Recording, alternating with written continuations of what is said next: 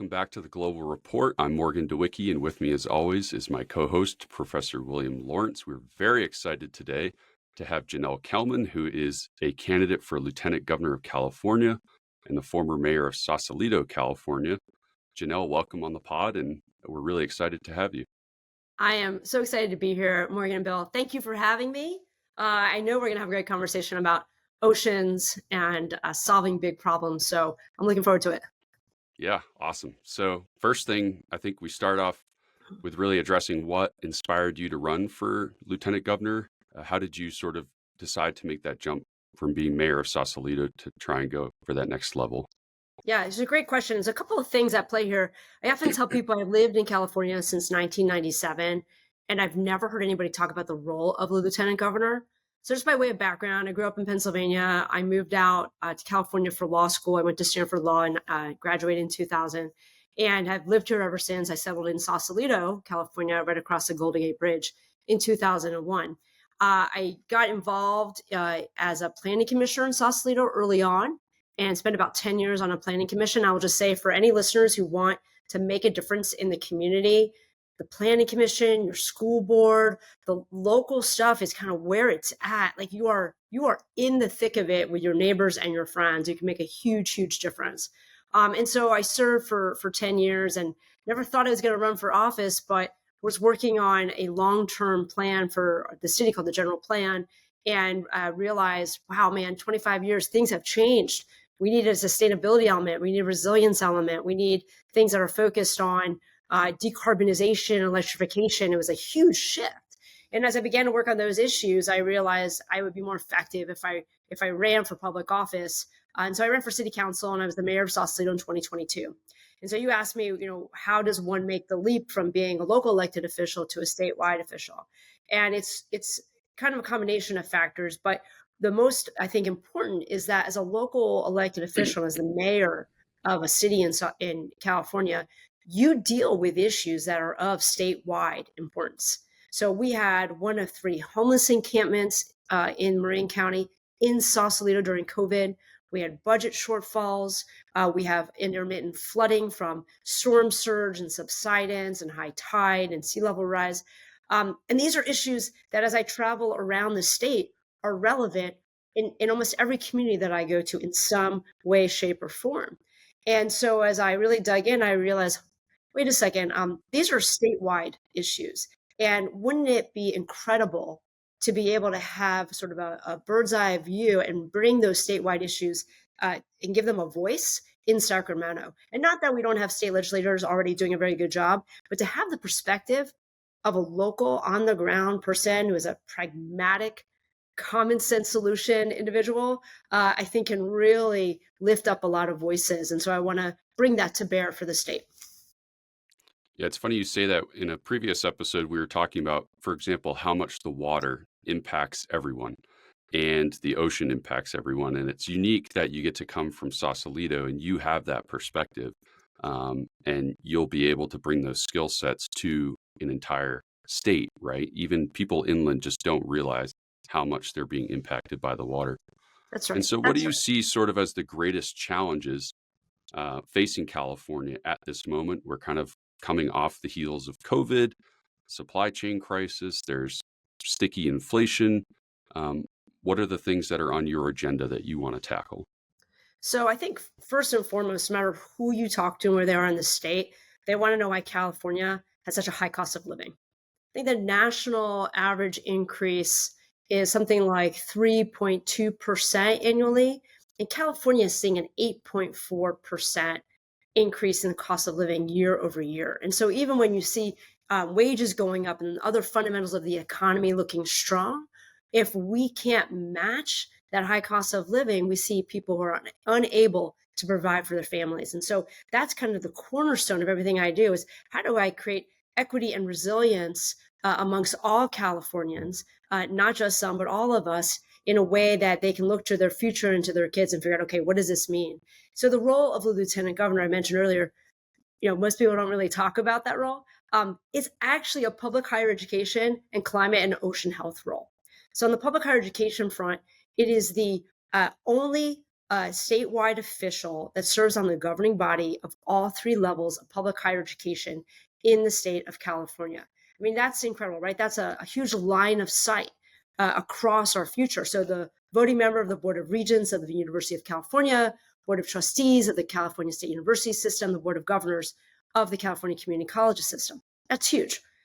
Moreover, the Lieutenant Governor, as I mentioned, Ocean and Climate, serves on and alternates as the chair of the State Land Commission, serves as a member of the Ocean Protection Council, and is a member of the California Coastal Commission. And so when you think about things that I, in my role, can really tackle, it's across opportunity in a way that also tackles the climate crisis. And so those are my priorities, right? To really start with, what is the high cost of living? How do we focus on public higher education as a way to address that high cost of living? How do we offer apprenticeship programs and vocational programs, right? And really an urgent public education initiative to make sure that everybody has the skills to have a good paying job. Oh, and by the way, that's something that we need for the climate crisis, because we can talk about the green energy transition or blue economy all we want, but if we don't have skilled individuals to install solar, to install offshore wind, we actually can't execute on that vision. I think the unique position of California really is its size and its GDP as relative to the rest of the country. So how do you use that ability of California as sort of a mover and shaker of its size to be able to influence change at an economic level? So I think right now we're the fourth largest economy in the world. A couple months ago it was fifth, but I think we're fourth now. There's a saying that as California goes, so does the rest of the country.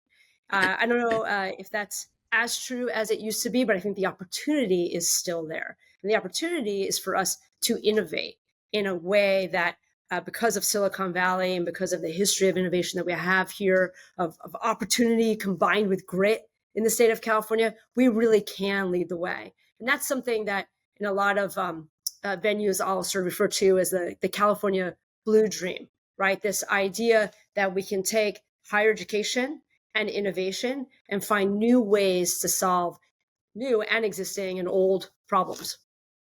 Do you see a lot of these opportunities stemming more from public programs, public-private partnerships, incentives for private institutions? How do you sort of split those avenues apart? Yeah, I'm a big fan of public-private partnerships. I think that's a great way to be able to pilot new technologies in local communities that may or may not be able to afford that technology, but can serve as a test bed.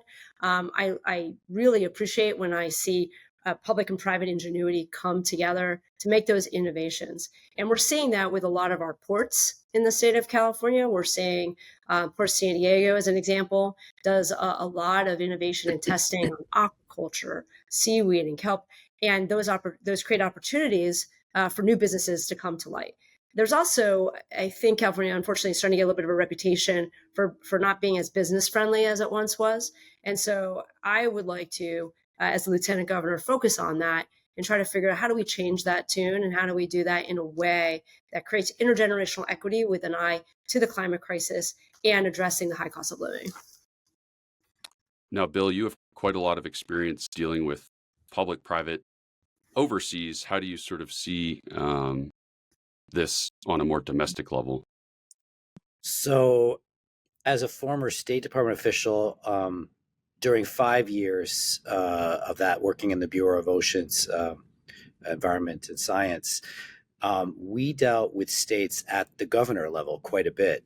And it was amazing to me how every state has become an international relations opportunity. And one of the things I spent a lot of time doing at state was trying to move delegations out of Washington, where they thought they could get everything done like you do in a lot of national capitals around the world, right, and get them out to New York and Massachusetts and California. I actually took several delegations to California, which gets me to my question along these lines, which is, I bet the governor's office has a huge amount of work they could do to promote California business, to promote California cooperation internationally. So do you have any thoughts just on how, again, getting back to Morgan's question, you can leverage California's size and California's leadership and innovation to get more international cooperation going that would create opportunities for Californians. Yeah, thanks for that, Bill. And I love your background. It's a perfect background to really compliment Morgan and this conversation. I mentioned earlier that Lieutenant Governor has some key roles. There's really three, and I didn't mention the third. So I said public higher education, climate and ocean health, and you may know, under state statutes, Lieutenant Governor chairs the California Commission for Economic Development. Our current Lieutenant Governor actually did a lot around international trade. She was the former ambassador to Hungary, and she had a lot of that experience. Similarly, I actually run a global nonprofit called the Center for Sea Rise Solutions. And what I do in that capacity is basically subnational climate diplomacy. So I have spent a lot of time in the US dealing with other and making relationships with other elected leaders and non-elected leaders to talk about coastal adaptation and ocean health. But I've also done the same in France, Italy, Portugal, and Spain. And in fact, I just returned from the UN Ocean Conference in Barcelona, where I had the opportunity to meet and plan a convening with the city and port of Barcelona around looking at ports as a way to unify connective tissue between coastal resilience and economic opportunity. And that's something I think that we share across boundaries, across global boundaries. And so it was a really interesting opportunity to recognize that ports and harbors are more than just gateways for trade and transportation.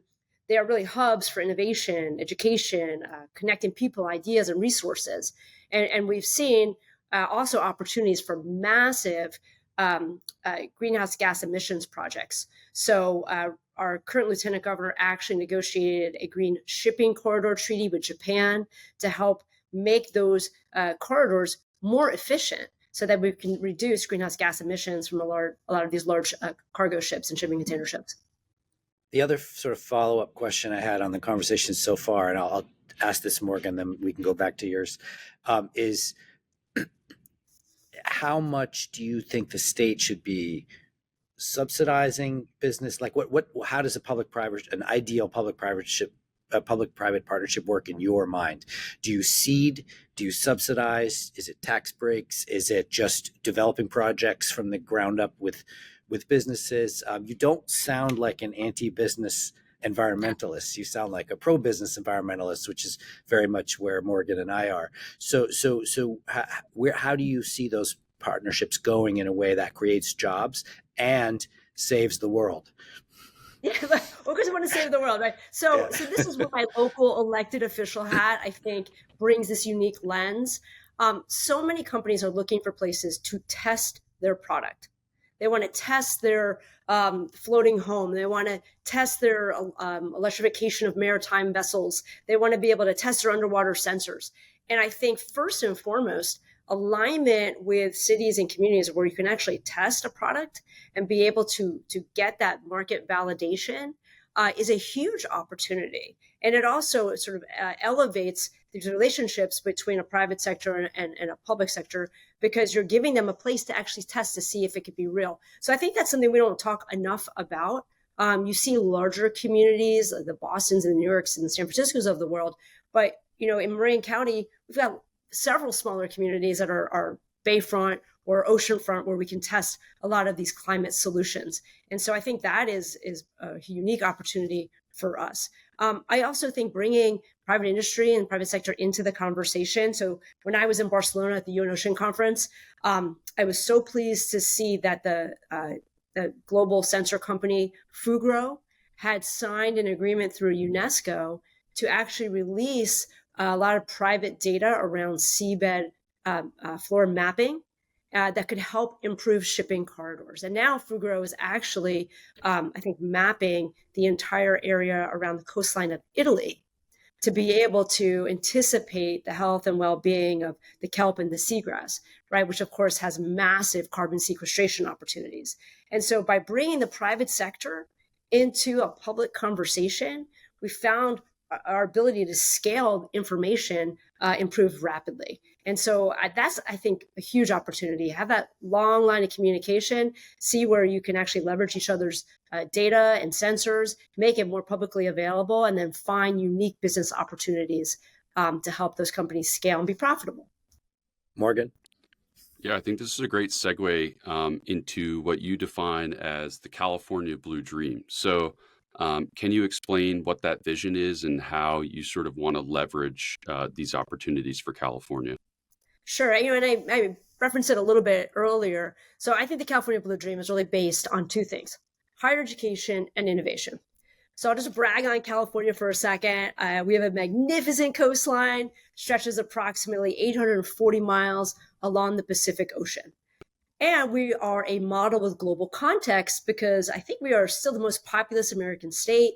As we mentioned earlier, the fourth largest economy in the world and extremely culturally influential.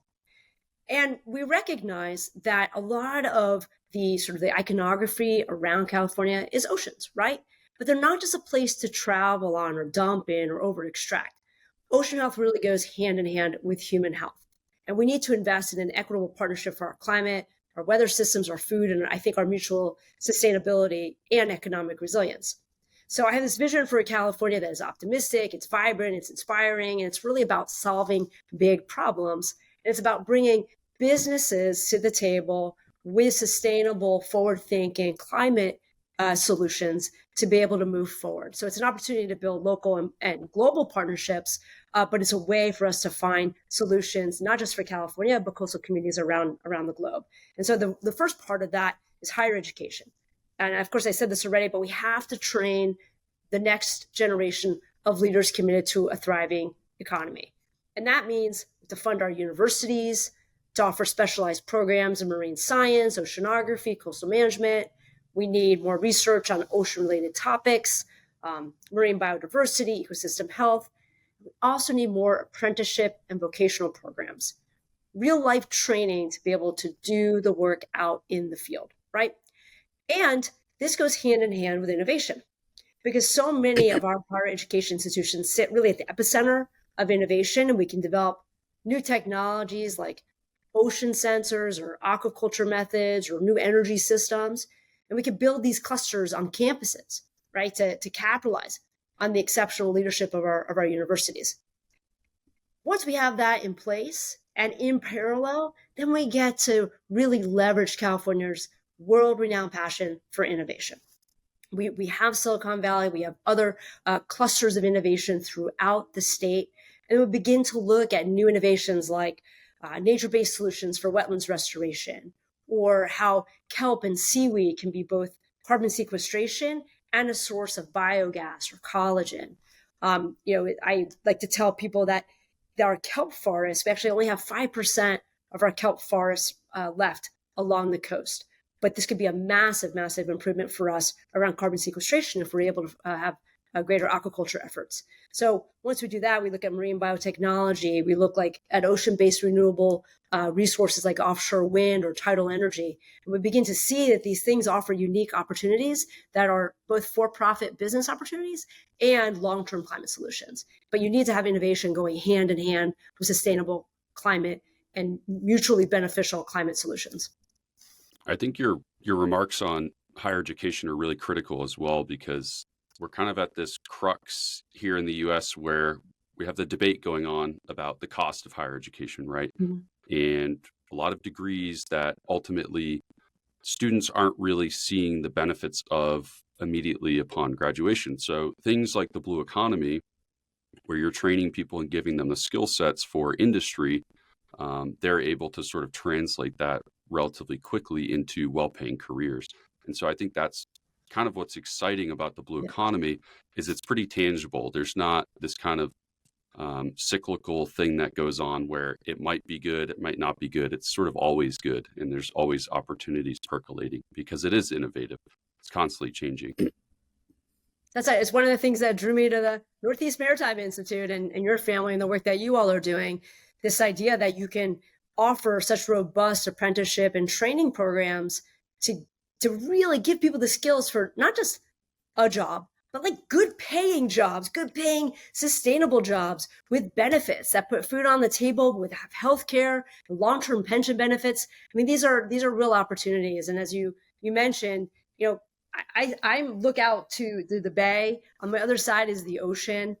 These opportunities are here, and whether it's water management or wildfire mitigation or wildlife conservation or ocean health and management, the opportunities around climate solutions are sort of endless, I think, right now in California. Bill, do you have any questions on higher education or innovation that Janelle wants to work on?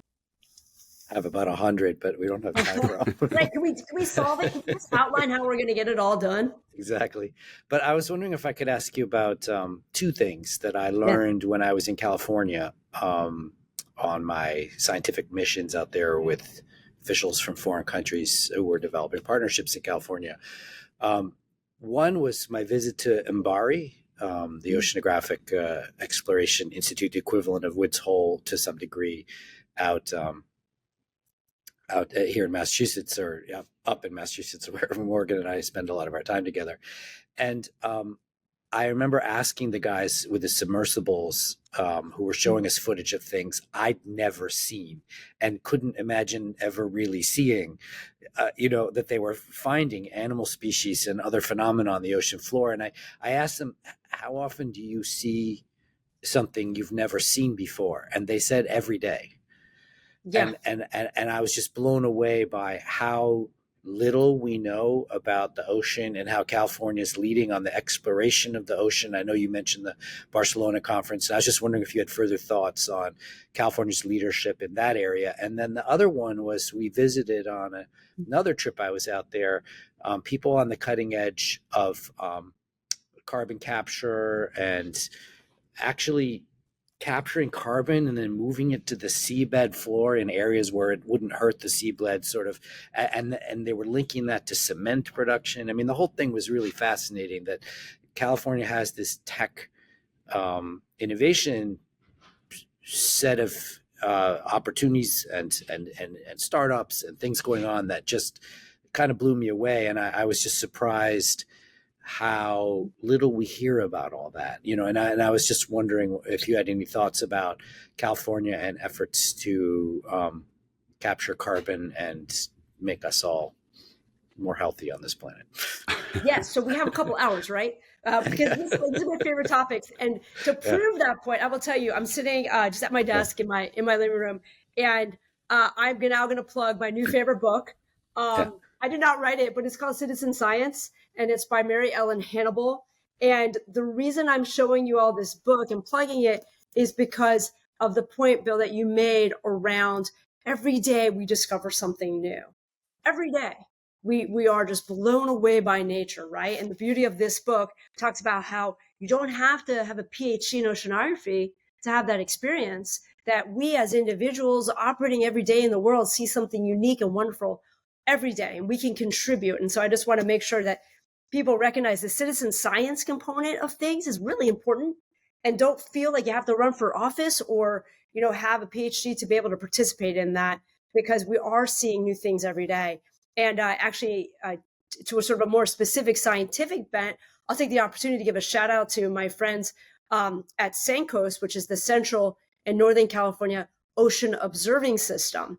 And there's a network of these ocean observing systems, of course, around the country. And thanks to NOAA, who has sponsored that for a long time, the National Oceanic Atmospheric Administration. And so in California, SANCOS is leading the way on a lot of these efforts to be able to monitor our seabed, our seagrass, even and our coastlines to see what is happening. And so I'd love to brainstorm with you guys about how we can amplify that, because everybody should know. Everybody should know about that. Everybody should know that we have a crisis on our hands when it comes to starfish. We're at the top of the trophic food chain, and when the starfish disappear, the purple sea urchins tend to take over. And when they take over, they eat all the kelp. When we lose our kelp, we lose a lot of our coastal resilience and our natural adaptation mechanisms. And so this type of monitoring and research is fundamental. And then the idea of carbon capture, whether it's concrete or whether it's a natural, it's a wetland or a kelp field, huge opportunities for us. And in fact, I like to tell people I'm a big fan of trying to solve multiple problems at one time. And so if every aspect of the built environment could be a composite material that also sequestered carbon, right? We shouldn't be building any more railroad ties. Anything without anything doing that. Right? Yeah. Here's the crazy thing. We have the technology. It Yeah. actually exists. We can do that. Every time a telephone pole goes up or an electrical pole goes up, that pole can be made out of a composite that sequesters carbon. And that's the type of forward thinking that I think we're driving here in California, but there's also, around the country. But I completely agree. Every aspect of the built environment can and should be looked at. Morgan. Yeah, I think I'd also like to shift away kind of more to California's cultural identity. So I think it's important right now, sort of in the U.S., past couple of years, we've sort of had this California versus Florida dichotomy. How Thought do it was you Texas. sort of, yeah, something like that, right? How do you sort of cut through the noise of what's going on sort of at a national level and really stay focused on what's critical to California's success and using California as sort of this model for how things can and perhaps should be done across the U.S.? I think a lot of that is a little bit more of a Zen practice of gratitude, right? Yep. Practicing gratitude. And I think it was Bruce Lee that said, be like water, which is when you feel the momentum, go with it. And California has momentum. I mean, we're just such a beautiful state with so many opportunities to begin with that there's absolutely no reason why we shouldn't continue with that momentum and drive that forward. And so, I grew up on the East Coast originally, and I came out here and decided this was absolutely my heart and my soul here. And it's because of the natural environment. It's because of the opportunity to be in nature within minutes. And in fact, we have an idea, and if any of your listeners want to join for that campaign trail. So I didn't get a chance to mention I'm an ultra runner. So I'm a lifelong team sport athlete. I played lacrosse and field hockey as an undergrad at Yale. Then I became a competitive rower in grad school at Oxford. Then I became a competitive cyclist. And then after a bad crash, like all type A endurance athletes, I thought I'd become an ultra runner. So I do crazy things like run across the Grand Canyon, rim to rim to rim, or run long stretches around Lake Tahoe. And so next year, we want to plan 5 4-day backpacking trips, just through hikes in 5 different ecosystems in the state of California to raise awareness of the natural beauty, the benefits and the risks and the opportunities that we have, and really just be in it. I mean, as an ultra runner, I have the stamina and the endurance to do this. And so we thought it would kind of be a nice play on campaign trail, like literally be on the trail. So if anybody wants to join me, give me a shout. I suppose as a fellow rower, I'm supposed to ask what your 2K is or something like that, right? That's... Can I quote old times? It was asking from a Porter Starboard. I thought that's what it was. Yeah, that's too funny. Wow, that's remarkable. I think that's a really cool opportunity and a great way to sort of get people out and about and seeing things. Is there anything you want to articulate to listeners about who you are, what you sort of represent, what you're passionate about? What's like your ultimate sell on yourself and your elevator pitch? Well, look, I'm an environmental lawyer turned entrepreneur turned local elected official, right? And I share with people, I know how to work hard. I went to Yale and Oxford and Stanford. But the most important, or maybe the most interesting thing about me is the lifelong team sport athlete. Everything I do is about building teams and finding solutions. So I often tell the anecdote that when I was at Yale and I played field hockey, I was a goalkeeper. And for all you goalkeepers out there, we can never win the game. We can lose the game, right? Like we can literally lose the game, have a bad day, but we can never win the game. But that means you have to recognize, appreciate, and respect the skill of everybody around you and support them and bring them together. In my senior year, when I was named the captain, I realized, wow, like that's not an easy feat to be the captain from the backfield, right? Because normally, the person that scores the most goals has a lot of that center stage. And so to be able to unify and bring people together is something that is really one of my trademarks. It's what I'm known for here in Sausalito. It's what I've been known for in my athletic career. And I also realized recently that as a goalkeeper, something unique is we actually go towards the problem. Lots of times people will see a problem and run away from it. We go towards it because that's our job. And so, I kind of say, like, I want to be the team captain of California, bring people together for solutions. You That's also awesome. must be pretty tough because I've heard lacrosse teams go through 3 or 4 goalies in a season sometimes. That's a rough. Were you a lacrosse goalie or was that field hockey? That's a No, rough it's still position lagging. from what I've Well, heard. I'd say Yeah, I've got a yeah. lot of intensity about me, but I Oh, also, I understand about being in the moment. Somebody yeah. was trying to get me to, well, one of my best friends is a great athlete, was trying to get me over New Year's to hike Aconcagua, which is one of the 7 summits of the world, I think in Argentina. And it's 23,000 feet and it's hard, right? I mean, or 23,000 foot elevation. So it's just really hard. And I turned to her and I said, you do get that I'm currently climbing a mountain, running for statewide office. Like I already have a mountain that I'm climbing. And so I was explaining to somebody that this is very like a Buddhist thing to say, but removing expectations is really the key to happiness. You've got to love the journey of whatever you're doing. And so as an ultra runner, if I'm running a 50-mile race, I can't just be thinking about the finish line because that's torment. That absolute torment to think, how do I get from here to there? Nothing in between. You've got to love mile 20. You've got to love mile 30. You got to love mile 40. You've got to love the journey. And so that's really what I want to share with people is that's my, what the Japanese call it ikigai. That's my purpose and my passion is to be present, to do the hard work, to show up every day with consistency and durability and recognize that we're all on this journey together. And so that's the team sport athlete for you. That's an awesome pitch. I think you have such great energy. You have such a great passion, a vision for California. And it's been really great to chat with you and learn more about what you represent, what you want to bring to the table, and what you want to see the future look like.